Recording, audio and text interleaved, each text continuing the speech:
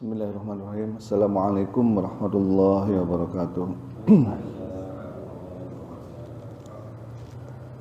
Alhamdulillahilladzi anzala ala abdihil kitaba wa lam yaj'al lahu 'iwaja. Wassalatu wassalamu ala sayyidina Muhammadin nabil mustafa wa ala alihi wa sahbihi wa man ihtada ma ba'd. Hadirin jamaah subuh yang dirahmati Allah Subhanahu wa taala, marilah senantiasa kita memanjatkan puji dan syukur kehadiran Allah Subhanahu wa taala yang telah melimpahkan begitu banyak nikmat kepada kita semua.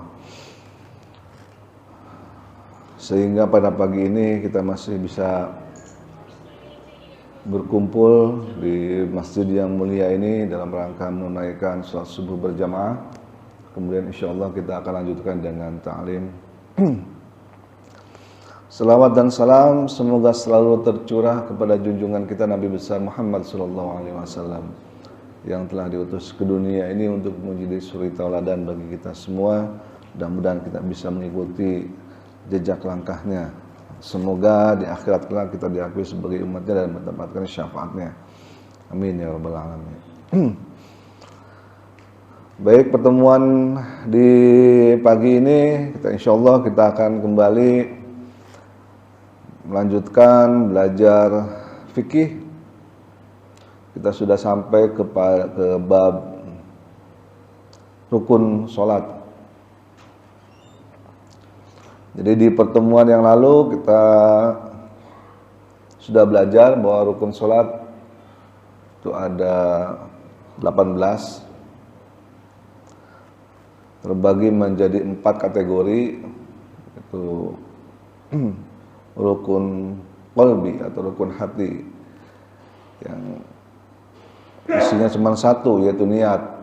Kemudian yang kedua adalah rukun qauli atau perkataan, itu ada 5. Kemudian yang ketiga rukun fi'li, perbuatan, ada 6. Dan terakhir ada rukun ma'nawi yang isinya adalah tertib. Tertib maksudnya antara satu aktivitas dan aktivitas lainnya harus dilakukan secara urut. Dan dimaksud dengan tertib, tidak boleh ditukar-tukar. Baik, kemudian kita sudah membahas, sama-sama sudah belajar apa itu maknanya niat, bagaimana caranya melakukan niat. Hari ini kita akan lanjutkan dengan rukun yang kedua. Sebelumnya mari sama-sama kita bacakan suratul Fatihah khususnya untuk pengarang kitab ini. Mudah-mudahan beliau mendapatkan tambahan pahala. Alhamdulillah wa qulina bis-salih ala hadrin Nabi Mustafa sallallahu alaihi wasallam wa sallam.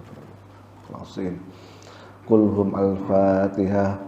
A'udzu billahi minasy syaithanir rajim. Bismillahirrahmanirrahim. Alhamdulillahirabbil alamin arrahmanir rahim maliki yaumiddin.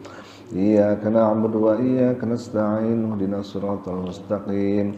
Siratal ladzina an'amta 'alaihim ghairil maghdubi 'alaihim waladdallin. Amin amin amin ya rabbal alamin. Bismillahirrahmanirrahim. Masani, adapun rukun salat yang kedua adalah al-qiyamu ma'al qudrah, berdiri bagi yang mampu. Alahif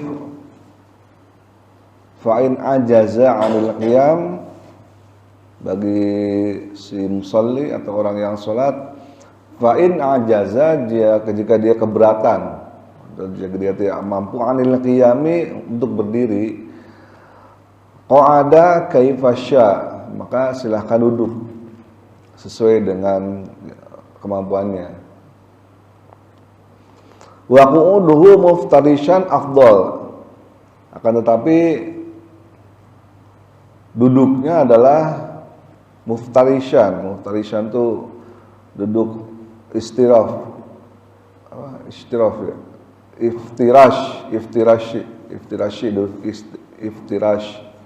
Iftirash itu duduk pada saat di rakaat kedua.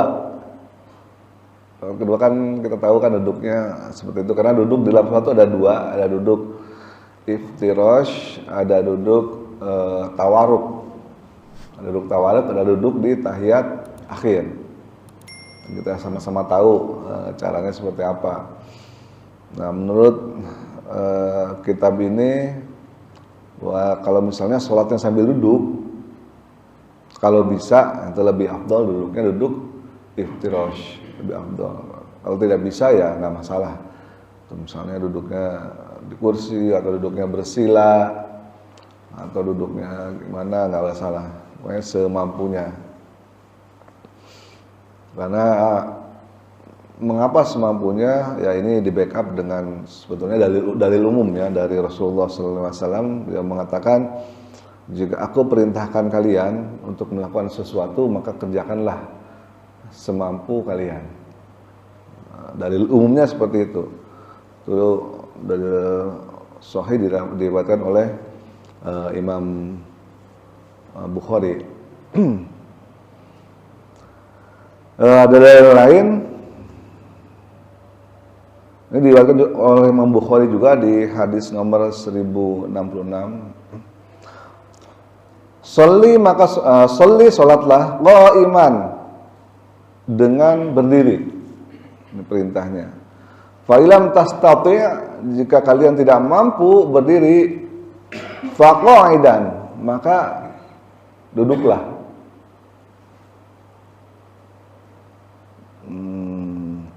Fa ilam tastati' fa 'ala jamb, jika kalian juga tidak mampu untuk duduk, fa 'ala janbin, maka berbalinglah. Janbi itu berbaling dengan salah satu dari sisi tubuh. Bisa berbaring menghadap kanan, bisa berbaring menghadap ke kiri. Tapi memang ada plus minusnya lah. Di sini memang Islam adalah agama yang adil ya. Karena ada hadis lain, di hadis sebelumnya, yaitu diriwayatkan oleh Imam Bukhari juga di hadis nomor 1065. Kalau yang tadi hadisnya 1066, nah ini 1065.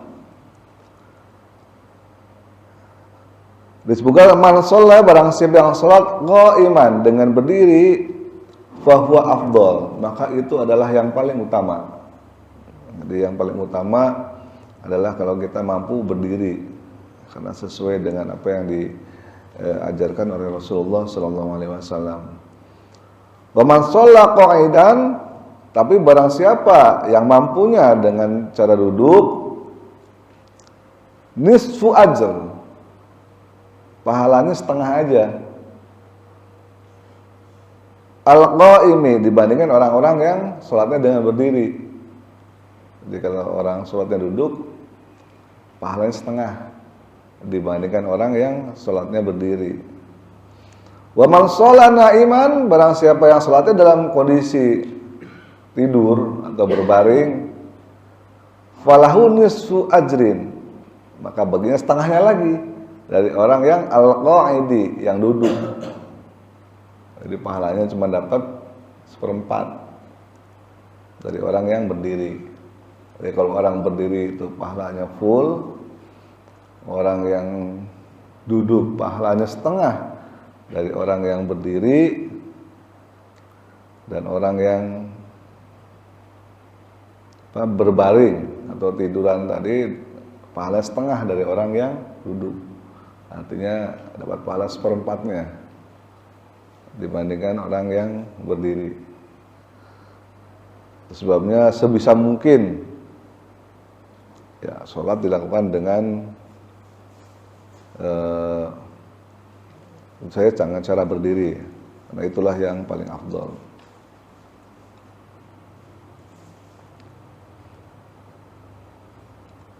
Baik, kita lanjutkan.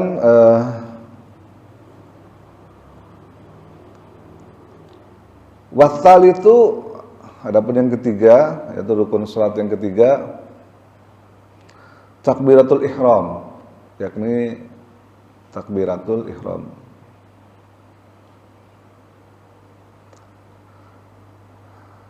Takbiratul ihram sebagaimana kita tahu, yaitu melafalkan Allahu Akbar. sambil mengangkat kedua tangan. Ada yang mengangkat kedua tangannya setinggi bahu, jadi ujung tangannya seperti ini setinggi bahu. Tapi ada juga yang mengangkat kedua tangannya sampai sebatas sepanjang setinggi telinga. Ada juga yang begini. Tidak masalah. Boleh, silahkan menggunakan yang mana.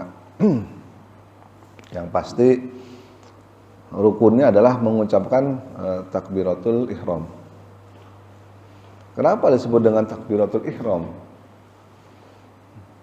Sebagaimana kita tahu ya, yang namanya takbir itu kan mengucapkan Allahu Akbar. Kalau lebaran kan ada namanya takbiran. Ada juga kalau lagi orang pidato, demo itu kan takbir. Takbir juga. Baca Allahu Akbar, takbir.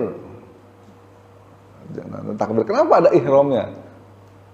Apa ini makna ihram di sini? Ada kata-kata ihram kok. Takbir tapi yang ihram. Ihram itu artinya haram. Takbir yang mengharamkan. Ihram kan artinya haram. Takbir yang mengharamkan. Takbiratul ihram adalah takbir yang mengharamkan. Maknanya apa ini? Maknanya adalah karena begitu kita takbiratul ihram, apa yang tadinya halal bagi kita jadi haram. Sebelum sholat kan kita boleh ngobrol. Begitu Allahu Akbar, nggak boleh lagi ngobrol, haram hukumnya. Kalau ngobrol lagi sholat dosa. Ya, sholatnya batal, nggak sah. Dan kita mendapat dosa. Nggak boleh. Kenapa nggak boleh? Ya memang jangankan di hadapan Allah ya. Coba presiden aja lagi pidato, kita ngobrol, ngemelin. Coba tuh siapa tuh yang wah gitu.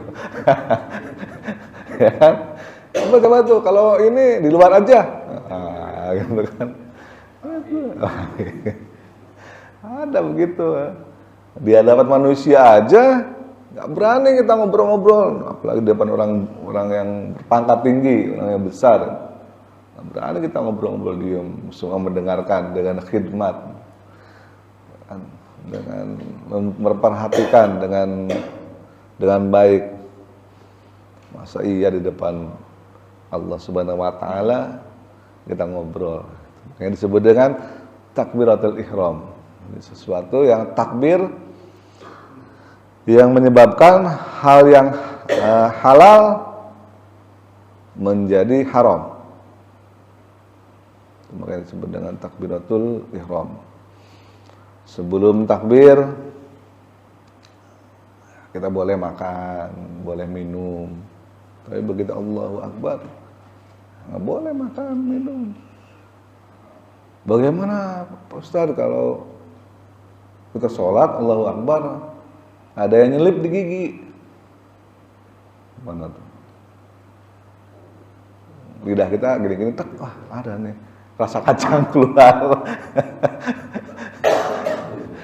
Gimana nih? Jangan dikunyah, boleh. Kalau telah batal sholatnya, nggak boleh. Ya diambil aja gini, gitu. Dibuang ke kanan ke kiri, boleh, nggak boleh ke depan. Gitu. Jangan dikunyah tuh. Nah enak, batal itu sholatnya. Ya, nah itu namanya makan pada saat sholat. Jadi diusahakan, makanya kalau pada saat mau sholat, wudhu. Nah, ini kuncinya ada di wudhu. Wudhunya itu harus sempurna. Pastikan tidak ada sisa-sisa makanan lah yang tersisa di mulut, sehingga yang menyebabkan nanti satu konsentrasi kita buyar. Kok ini daging kambing masih nyelap aja di gigi. Nah, lagi sholat tadi ya, gini-gini terus itu kan, karena ada yang nyangkut. Jadi, usahakan saat mau sholat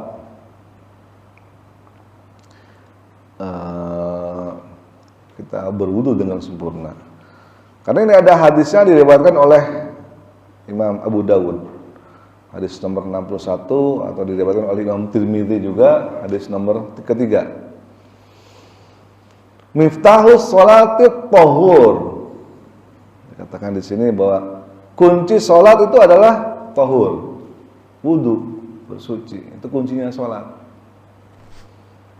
Jadi kita pastikan, harus pastikan kita bersuci dengan cara yang benar.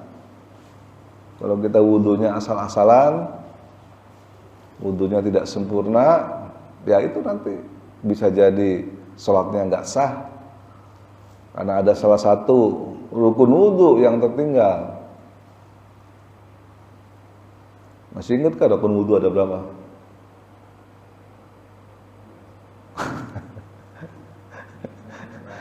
Udah kelewat rukun wudu. Karena ada seorang ustadz yang cukup terkenal, sangat terkenal lah di Indonesia, yang ditanya, "Ustadz, rukun wudu ada berapa?" Nah, setahu saya ada 2 gitu. Yang ini sunnah muakkadah. Gitu. Nah, saya nggak perlu nyebutin namanya. Itu kadang apa namanya? Ya banyak ustadz lah yang zaman sekarang terkenal gitu, tapi yang hal-hal yang basic justru beliau lupa, mungkin beliau lupa. Dia bilang hanya membasuh muka dan tangan sampai dengan siku, itu aja. Yang lainnya sudah muakkadah gitu ya. Sama kayak orang tayamum begitu. Jadi beliau mengkiaskan dengan tayamum, karena tayamum itu cuma 2, ke muka dan telapak tangan sampai sikut, sehingga wudu pun begitu. Nah, kalau kita mengacu kepada surat Al-Maidah ayat 6, rukun wudu ada 4 mesti, minimal ada 4. Jadi muka, tangan, kepala, dan kaki sampai dengan mata kaki. Minimal yang 4 kalau wudu. Ya, kalau salah satu dari keempat itu ketinggalan, ya misalnya cuma muka doang dengan tangan sampai sikut, kita nggak basuh kaki, nggak basuh kepala, ya nggak sah salatnya. Mana wudunya aja nggak sah. Beda antara wudu dengan tayamum. Jadi ini yang makanya miftahus sholatit tahur. Kunci utama dari sholat adalah bersuci.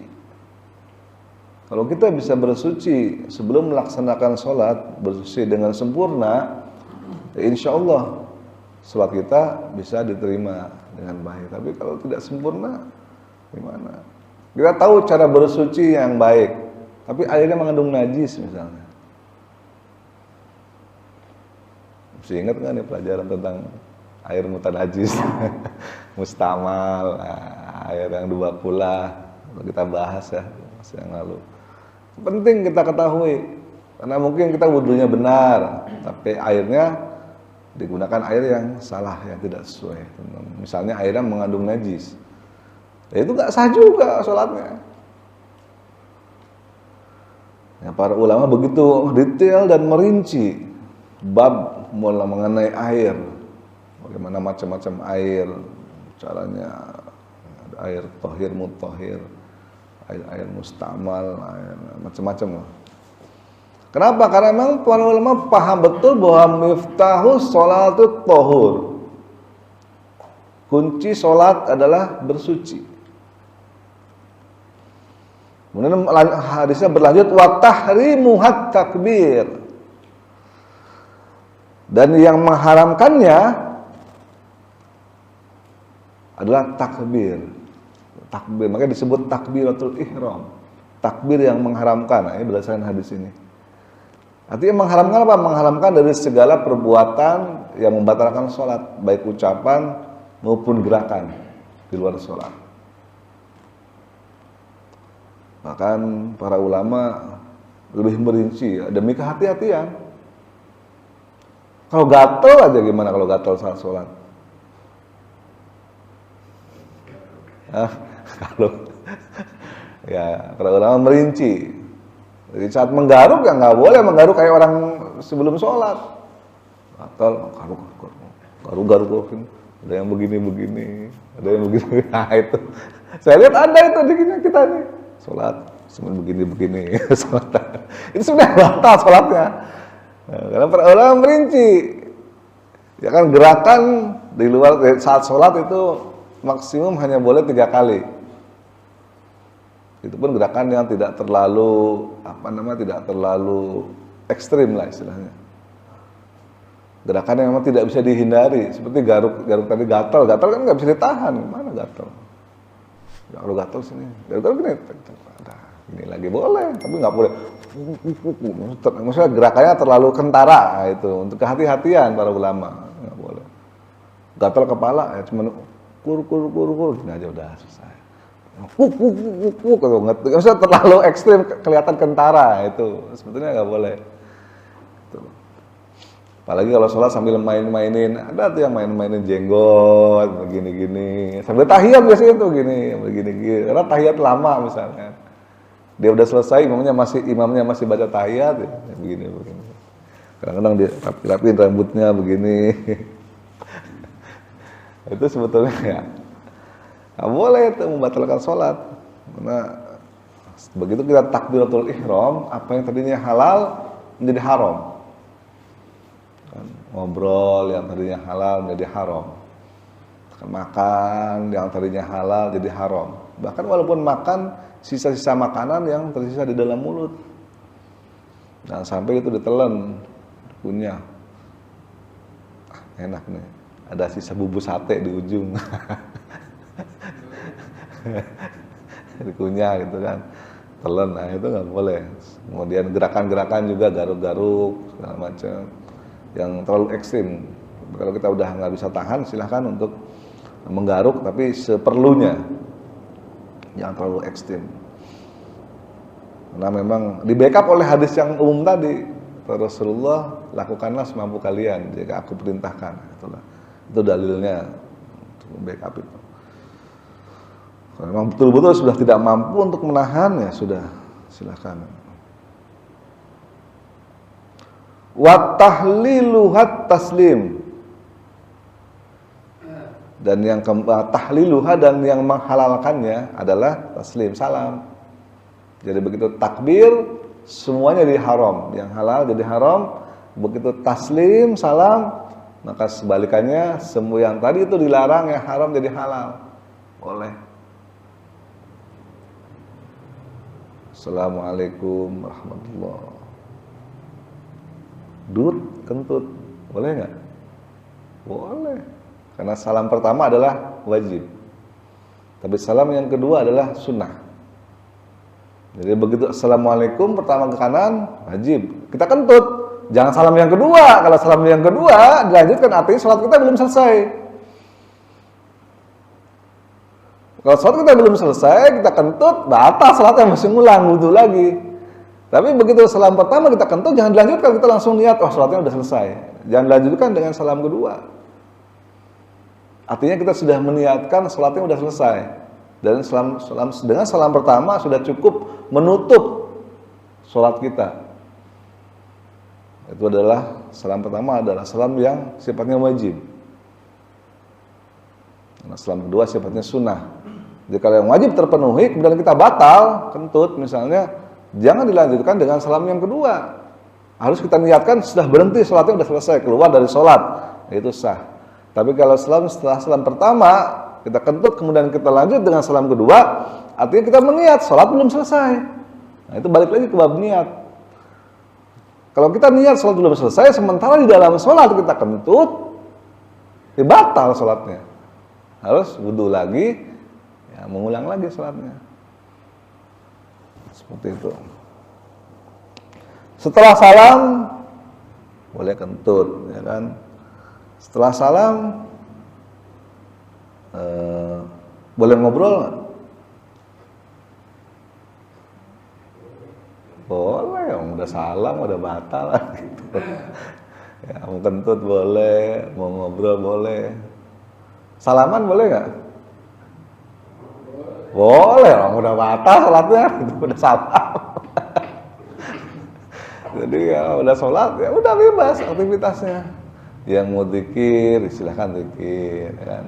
Kalau yang udah kentut mau wudu lagi ya silahkan. Yang ngobrol ya silakan. Ada orang habis sholat salaman ya silakan juga, nggak ada masalah. Udah selesai sholat. Karena yang kalau udah selesai sholat menjadi halal apa yang tadinya haram. Tentunya ya habis sholat kalau kita mau mengikuti sunnah Rasulullah ya kita berzikir dulu. membaca zikir-zikir yang memang dianjurkan oleh Rasulullah dibaca setelah sholat. Nanti kita akan sampai ke bab itu.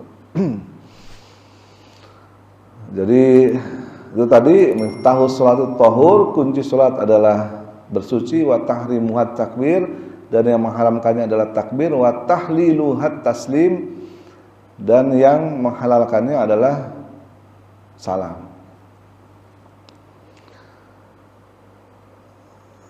Ini hadis yang kemarin yang saya sudah bacakan juga, saya bacakan sekali lagi hari ini. Ini hadis riwayat Imam Bukhari, hadis ke-715 mengenai tata cara salat secara umum. Idza qumta ila sholati fakabbir. Apabila kamu berdiri hendak melakukan salat, fakabbir, maka bertakbirlah. Ini urutannya. Tsumma qra' ma tayassara ma'aka minal Qur'an, kemudian bacalah apa yang mudah bagi kamu dari Al-Qur'an. Tsumma raka' hatta tatma'inna, kemudian rukuklah sampai dengan kamu tenang, raki'an di dalam rukukmu. Tsumma rfa' hatta ta'dila qa'iman, kemudian berdirilah sampai dengan lurus badan kamu dengan tegak. Tsumma sujud hatta tatma'inna sajidan, kemudian sujudlah sampai dengan kamu tenang di dalam sujud atau tumaninah, atau tatma'inna itu tenang atau tumaninah. Tsumma rfa' hatta tatma'inna jalisan, kemudian bangunlah dari sujud kamu sampai dengan kamu tenang saat duduk. Waf'al dzalika fi sholatika kulliha, dan lakukanlah hal yang seperti itu di dalam salatmu semuanya, gerakannya seperti itu. Di ruku sampai kita tenang dalam ruku. Kemudian kita berdiri dari ruku sampai dengan kita merasa tegak lurus dan tenang di dalam berdiri. Kemudian kita sujud, lakukan sujud sampai dengan kita merasa tenang di dalam sujud. Semua badan-badan kita, semua otot-otot kita, semua pikiran kita sudah fokus bahwa kita lagi sujud. Sambil membaca tadi, ada yang baca Subhana Rabbiyal A'la. Kemudian bangkit dari sujud, itu juga sampai dengan tenang atau tuma'ninah. Makanya tadi kan rukun sholat ini ada ulama yang mengatakan 13, ada yang 18. Yang 13 ya tuma'ninah ini enggak dimasukkan ke dalam rukun. Yang tadi saya sebutkan ada dibagi menjadi 4 kategori. Rukun qalbi, niat, rukun qauli, perkataan, yaitu ada 5. Takbiratul ihram, apa lagi? Baca Fatihah, kemudian tasyahud akhir, syahadat, kemudian sholawat di dalam tasyahud akhir. Yang terakhir adalah salam. Kemudian ada rukun fi'li, ada 6. Kemudian rukun maknawi ada 1. Nah, di dalam pembagian yang tadi itu tidak memasukkan unsur tuma'ninah. Sehingga ada ulama yang berpendapat ya, 13 ini tuma'ninah bukan merupakan salah satu rukun. Tapi di dalam kitab ini tuma'ninah merupakan salah satu rukun karena berdasarkan hadis yang tadi. Sehingga rukun sholat semuanya ada 18, termasuk ada 4 kali tuma'ninah, yaitu pada saat ruku kita tuma'ninah, pada saat i'tidal kita tuma'ninah, pada saat sujud kita tuma'ninah, pada saat kita bangun dari sujud kita tuma'ninah. Jadi ada 4 kali waktu kita harus tuma'ninah sesuai dengan hadis yang diriwayatkan oleh Imam Bukhari ini, hadis nomor ke-75. Tuma'ninah sehingga ya, diharapkan sholatnya supaya tenang, nggak buru-buru.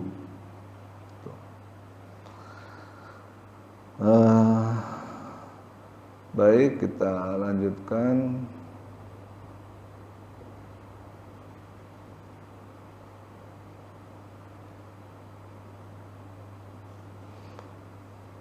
Kemarin udah saya bahas kayaknya.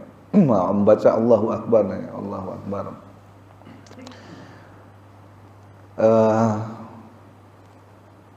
Tidak boleh membaca Allahu Akbar ini, tidak boleh diganti dengan kalimat yang lain. Ini kemarin udah saya bahas ini. Misalnya menggunakan Ar-Rahmanu Akbar dan sebagainya. Ini ada syarat-syaratnya juga.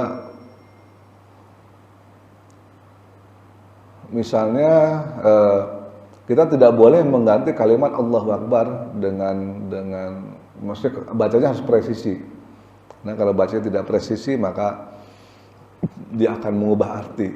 Misalnya Allahu al Akbar misalnya, Akbar itu ditambah dengan al, itu juga nggak boleh karena mengubah arti. Atau membaca Allahu Akbar, A-nya itu panjang, Allah, itu juga itu nggak boleh. Karena itu menjadi alifnya menjadi alif namanya alif istifham, alif yang pertanyaan. Misalnya Allahu Akbar, artinya apa? Apakah Allah itu maha besar? Itu maknanya jadi bukannya Allah maha besar, justru kita bertanya di situ. Allahu Akbar, kita bertanya, apakah Allah itu maha besar? Harus hati-hati dalam membaca kalimat dalam bahasa Arab, karena beda panjang dan pendek bisa beda makna. Beda ada alif lam, tidak ada alif lam, itu juga bisa beda makna. Dan seterusnya. Kemudian warabi'u yang keempat adalah qiraatul Fatihah, membaca surat Al-Fatihah. Surat Al-Fatihah ini mungkin nanti ajalah kita pertemuan selanjutnya ya, karena cukup panjang pembahasannya. Mungkin itu aja, tadi ya saya ringkas. Jadi rukun salat ada 18. Tadi diawali dengan takbir, diakhiri dengan salam. Saat takbir kita haram melakukan sesuatu yang tadinya halal, tapi begitu salam kebalikannya, kita halal melakukan yang tadinya haram di dalam salat, dipersilahkan. Kemudian berdiri bagi yang mampu. Kalau misalnya dia nggak mampu, silahkan duduk, tapi pahalanya hanya dapat setengah. Kalau dia nggak mampu juga duduk, silahkan berbaring, pahalanya setengahnya lagi dibanding orang yang duduk. Berdasarkan ada hadis-hadis tadi yang sudah kita bacakan. Baik, silakan. Barangkali ada yang bertanya, masih punya banyak waktu.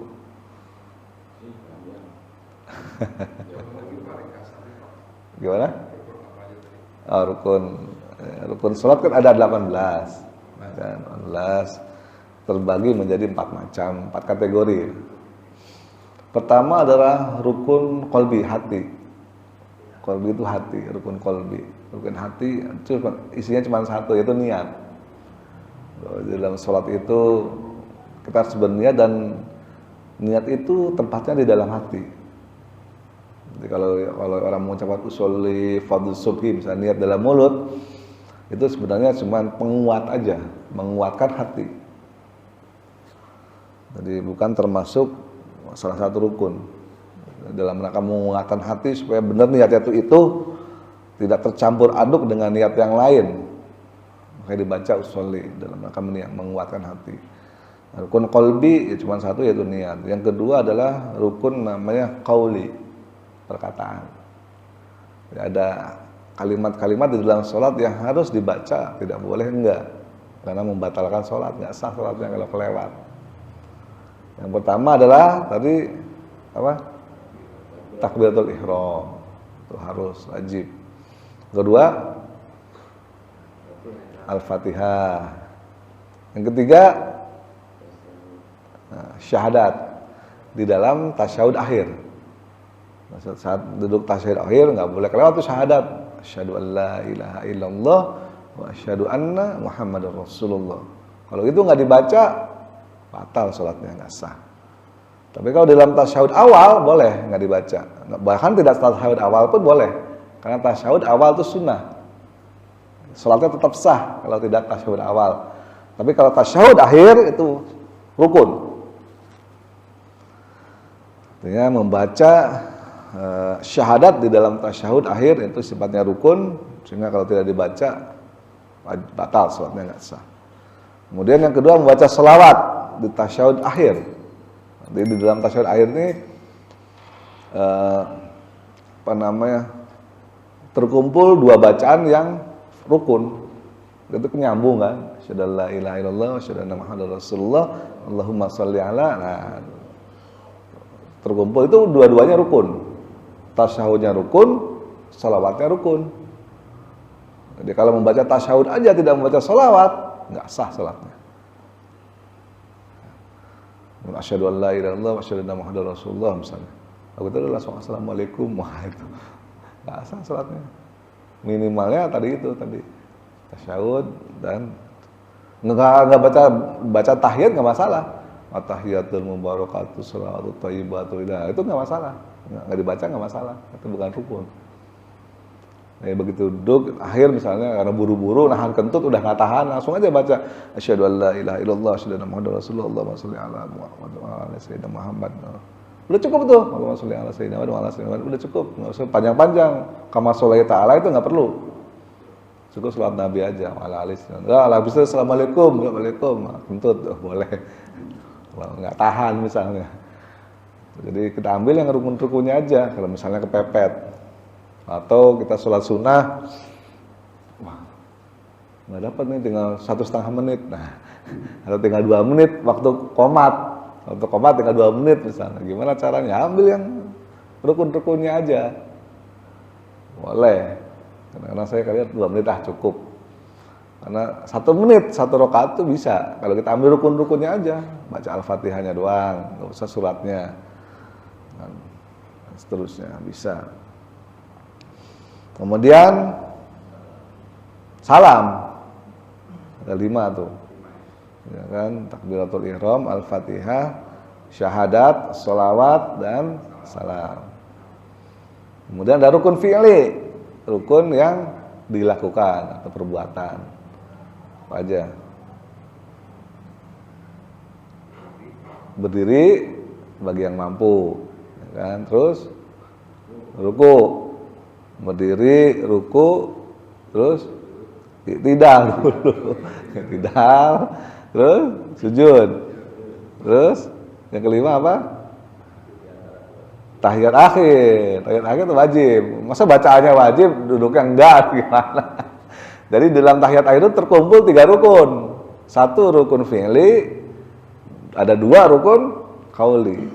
Nah, rukun fi'linya adalah ya duduknya itu sendiri, duduk tawaruk. Itu wajib, rukun. Dan pergerakannya adalah rukun, yaitu duduk tawaruknya. Dan bacaannya juga rukun, ada 2, tasyahud dan sholawat. Jadi dalam tasyahud akhir itu terkumpul 3 rukun tadi. 1 rukun fi'li, 2 rukun qauli. Habis duduk terakhir apa? Salam. Salam itu hukumnya wajib, salam. Tapi salam yang pertama. Ya kan? Terus tertib itu adalah rukun sebelum tertib. Apalagi rukun fi'li. Tumanina. Tumanina ada 4. Tadi kan niat, ya kan? Kemudian 5 qauli, ya kan? Kemudian 6 fi'li. Fi'li apa aja 6? Berdiri bagi yang mampu. Kemudian ruku, i'tidal, sujud. Terus habis sujud bangun dulu dong, bangun dari sujud. Masa sujud terus nggak bangun-bangun, gimana caranya? Nah, bangun dari sujud, ya kan, tahiyat akhir, baru salam. Iya, 13, ya kan, ditambah lagi 4. Tumanina pada saat ruku. Tumanina i'tidal, tumanina sujud, tumanina duduk, nah, bangun dari sujud. Ya, 4. Berapa tuh? Nah, satu lagi apa?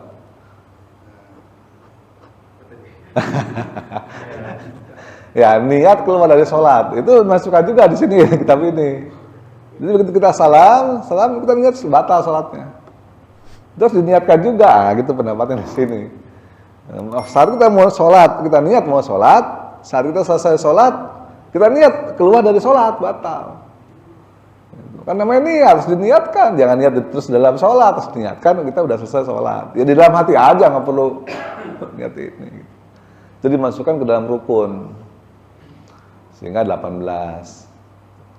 Ya memang berbeda pendapat. Ada orang, melihat keluar sholat ngapain masukin rukun? Gak usah. Ada juga yang begitu. Tapi di dalam kitab yang kita baca ini memang 18. Karena niat keluar dari sholat dimasukkan dalam rukun sama dia. Nah, sampai kita doa assalamualaikum, assalamualaikum, tapi belum niat keluar sholat gitu. Assalamualaikum, assalamualaikum, tapi perasaannya masih sholat. Nah, gitu. Jangan sampai seperti itu. Makanya niatnya harus diluruskan, harus diikrarkan.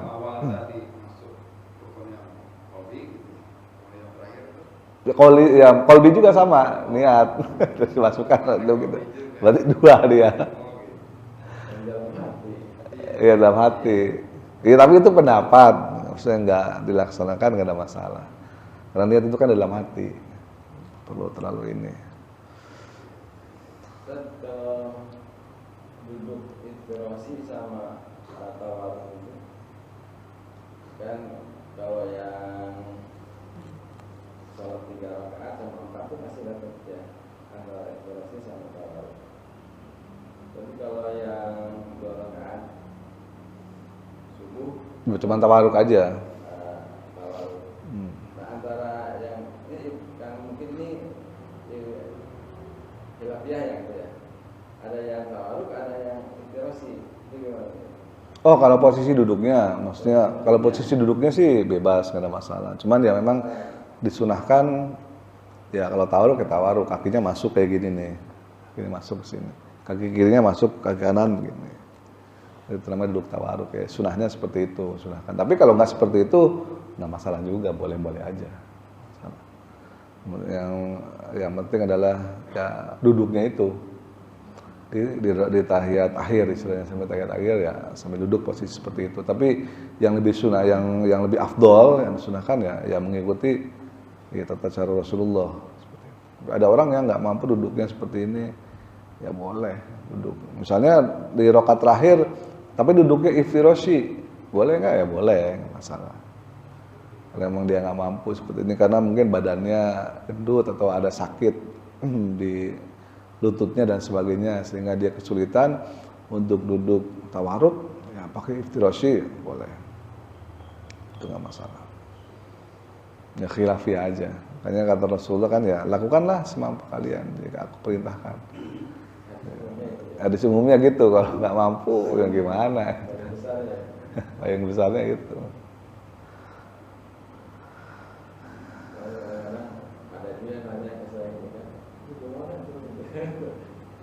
Kan dia udah jawabannya Ya. Kalau berjamaah makanya juga ini juga harus laksana yang perempuan sholat juga. Gimana? Makmumnya kalau berjamaah. Hah? Apa kalau misalkan ada yang lewat gitu bacaannya gimana? Oke, kalau jadi ada hadisnya yang menyatakan bahwa bacaan makmum itu ditanggung oleh imam. Hadisnya gitu. Bacaan makmum ditanggung oleh imam. Sehingga makmum itu untuk membaca opsional aja, boleh dibaca, boleh tidak. Yang rukun-rukun tadi, rukun qauli. Rukun qauli itu sebenarnya ya opsional bagi makmum, boleh dibaca, boleh tidak. Karena semua bacaan makmum sudah ditanggung oleh imam. Sehingga ada ulama yang berpendapat bahwa ditanggung sama imam, gua ngapain baca lagi? Ya diem aja, dia bengong gitu loh. Ada yang begitu, bengong aja. Cuma ada juga yang berpendapat khususnya Al-Fatihah. Al-Fatihah karena ada hadis khusus. La sholata liman lam yaqra bi Fatihatil kitab. Tidak sah sholat orang yang tidak membaca Al-Fatihah. Karena ada hadis itu sehingga para ulama khususnya mazhab Syafi'i lebih menitik beratkan supaya sebisa mungkin Al-Fatihah dibaca, Al-Fatihah doang. Kapan? Setelah imam selesai baca Al-Fatihah, pada saat imam membaca surat yang lain, dibacalah Al-Fatihah. Karena berdasarkan hadis yang tadi. Dia merasa kalau misalnya Al-Fatihah tidak dibaca, ya, kurang afdol lah sholatnya. Memang hadis ini kelihatan bertentangan dua hadis ini. Yang satu mengatakan bacaan makmum ditanggung oleh imam, tapi yang satu lagi mengatakan hadisnya tidak sah sholatnya jika tidak membaca Al-Fatihah. Atau hadis yang tadi yang saya bacakan, bahwa bacalah apa yang mudah bagimu dari Al-Quran.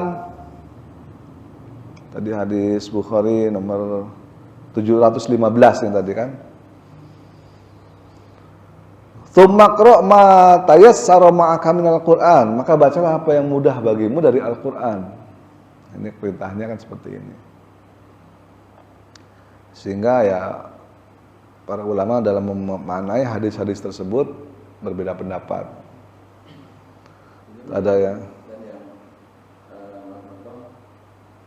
waktu kita baca surat Al-Fatihah misalkan gitu ya, yang tadi ada hadisnya yang kalau tidak sah salatnya kalau tidak membaca Al-Fatihah, tapi kan sedang membuat jamaah nih, si imamnya kebetulan jahat membaca surah ayat, kan itu sebaiknya kan mendengarkan ya.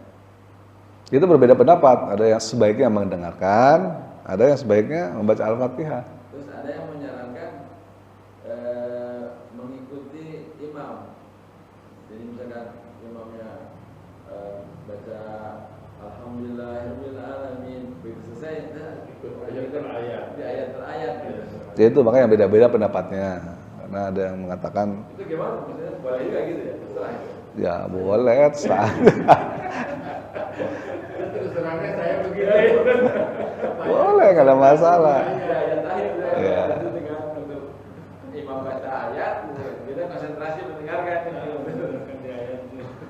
Itu yang beda-beda, terserah pendapatnya. Makanya masing-masing punya dalil, Yang penting semua yang kita lakukan tuh harus ada dalil yang membackup apa yang kita lakukan. Minimalnya dalil umum kalau tidak ada dalil khusus. Kalau di Arkom Pak, itu ada penjelasan dari pusat ketika imam membaca Fatihah, Diikutin satu ayat. Kalau yang saya pahami sebelumnya adalah ketika selesai dan setelah sama juga begitu selesai kita baca, gitu kan? Ada satu jeda. Tapi kalau di Arkom dijelaskan begitu, ya begitu selesai baca mulai baca ini kita ikut baca. Jadi selesai dibaca alhamdulillah gitu Pak. Ya beda-beda satu ayat apa kan baca, cuman yang penting tidak mendahului imam baca. Iya. Ayat per ayat kita ikuti sehingga di ininya di suratnya kita konsentrasi udah kan, karena kan yang dibaca oleh ini kan kita nggak hafal juga, tapi ya Lain-lain. beda-beda. Saya pernah baca. Baik Al-Fatihah nggak pernah baca saya kalau. Oh iya, ada yang nggak pernah baca juga. Apa? Maka beda-beda kan pendapatnya. Hadisnya ada, ya itu hadisnya bagi yang nggak baca Al-Fatihah dia di backup dengan hadis tadi. Semua bacaan makmum ditanggung oleh imam. Tapi ada di situ sedikit pemikiran saya ya waktu dia waladolin. Nah kita kan kalau amin itu kan langsung ya Pak ya. Iya. Ya waladolin amin. Kalau kita baca setelah Sudah. baca ketinggalan aminnya gitu. Saya pikir gimana caranya? Apalagi kayak saya baca Fatihah lama saya. Saya perhatikan sholat saya tuh sholat biasa paling terakhir itu. Yang lain udah 2 rakaat, saya baru 1 rakaat. Sholat sunnah cepet banget kita sholat enak saya. Ya tadi juga saya pokok. Saya terus terangnya karena saya ngikutin ayat per ayat Al-Fatihah, ada imam yang enak mengikutnya, lambatkan Alhamdulillahirabbil alamin gitu kan. Nah, saya ikutin tuh. Karena dia pelan-pelan kan. Ada yang kadang-kadang begitu itu nyesek kan. Iya, saat imamnya dibasal bingung kan. Alhamdulillahirabbil alamin arrahmanir rahim maliki yaumiddin iyyaka na'budu wa iyyaka nasta'in ihdinas siratal mustaqim. Tarik nafas ya. Siratal bingung ngikutinnya. Gitu. Dah, terakhir amin aja deh. Karena kan kita nggak tahu begitu aminnya ini kan aminnya malaikat, bahwa malaikat amin ini barang kan gitu. Ini gue kurang ngikutin di belakang terus Makanya kalau saya baca Al-Fatihahnya setelah imam baca Al-Fatihah. Jadi saat imam baca surat saya baca Al-Fatihah. Kalau saya gitu. Makanya tergantung ini beda-beda lah pendapatnya orang, nggak masalah. Yang mengikutin yang manapun boleh. Kalau saya beda lagi Pak, jadi itu kan dua-duanya boleh ya Pak. Jadi ketika imam baca, kita ngikutin kan, fokus gitu. Ya, tapi dalam hati ya, hatinya agak boleh. Tapi ketika kita kan suka ngelantur tuh, imam gitu taruh, kita dengar aminnya doang kan. Saya nggak yakin nih, saya karena nggak ikutin imam baca tadi kan. Kita baca lagi boleh kan ya? Boleh. Biasanya kalau kita udah ngikutin sudah nggak baca lagi. Oh gitu. Kadang ada yang gini Pak Tio, imam yang bacanya itu lumayan desibelnya kuat gitu, keras. Jadi kita baca Al-Fatihah agak sulit ya, kadang gitu Pak. Jadi dia bacaannya lantang, terus ya apa namanya lagunya kuat lah pokoknya gitu. Kita baca Al-Fatihah itu nggak lancar gitu. Udah kebagian. Ya nggak tahu ada namanya apa. Makanya saya lebih melihat kayak Pak Irman tadi. Kalau bisa kita ikutin itu gitu. Cuma bingungnya pas kalau boleh itu. Kalau ketemu imamnya enak. Iya. Bacanya gitu. Karena imam satu nafas kan kita juga satu sosok nafas. Kadang gitu Pak, ada imam yang kencang gitu. Jadi baca apa aja Enak. distrak gitu. Pulang lagi. Ya pernah gitu. Kalau saya buat ikutin nantinya aja gitu, alhamdulillah, alhamdulillah. Dalam uji bagi Allah, saya ikutin. Nah itu, saya udah nggak baca lagi. Ya, memang. Jadi kalau nggak ketika kita ngelantur, Ya tapi kalau misalnya imam kita udah Al-Fatihah, imam udah baca surat, itu kan disunahkan juga untuk mengoreksi kalau imam. Iya, iya. Iya. Enggak. Karena pasalnya banyak Pak. Pasal mendengarkan itu masuk. Iya, dijelasin di Muhammadiyah gitu. Terus ada dibacakan Quran ya, hadis yang dibacakan Quran. Berapa? Kaitan ini dengan apa? Kalau ada imam baca surat, menurut saya istilahnya apa namanya huruf itu adalah harus panjang satu hakat atau dua hakat. Tapi dia salah, cuma saya Nggak yakin. Cuman saya nggak dalam hati buat saya sih. Gimana ya? Ya kalau memang kita yakin itu salah ya sebaiknya diluruskan sebaiknya. Imamnya. Iya diluruskan imamnya. Makmum yang di belakang langsung mengingatkan. Itu sebabnya makmum yang di belakang imam khususnya yang paling tepas di belakang imam itu adalah makmum yang ya punya kemampuan untuk mengoreksi imam jika imamnya salah misalnya gitu. Itu petugasnya makmum terutama yang berada di baris yang sejajar dengan imam. Karena kalau agak jauh kan kadang imam juga nggak kedengeran kalau dikoreksi. Ya, kalau dia pas di belakangnya tuh mudah-mudahan bisa kedengeran.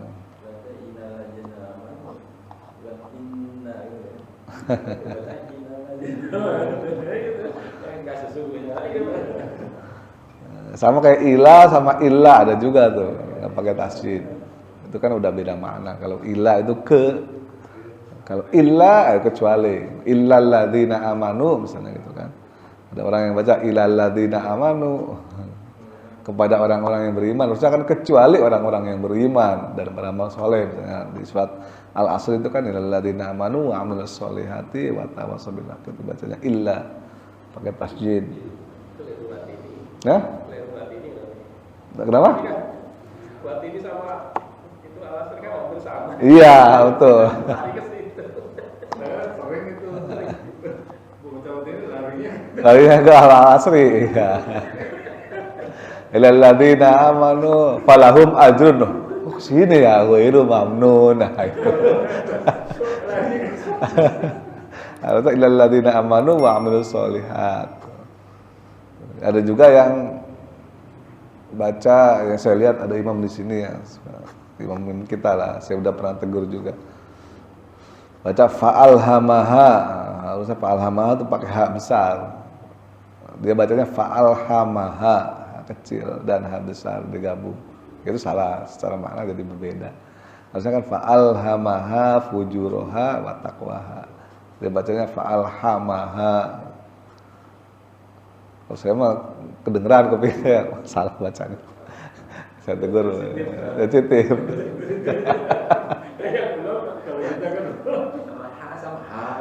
Sama aja. Ya. Udah lewat syuruk, mudah-mudahan ada manfaatnya bagi kita semua dan mohon maaf kalau saya ada kesalahan. Nah, kita tutup dengan doa kafaratul majlis. Subhanakallahumma bihamdika asyhadu an la ilaha illa anta astaghfiruka wa atubu ilaik. Billahi taufiq wal hidayah. Assalamualaikum warahmatullahi wabarakatuh.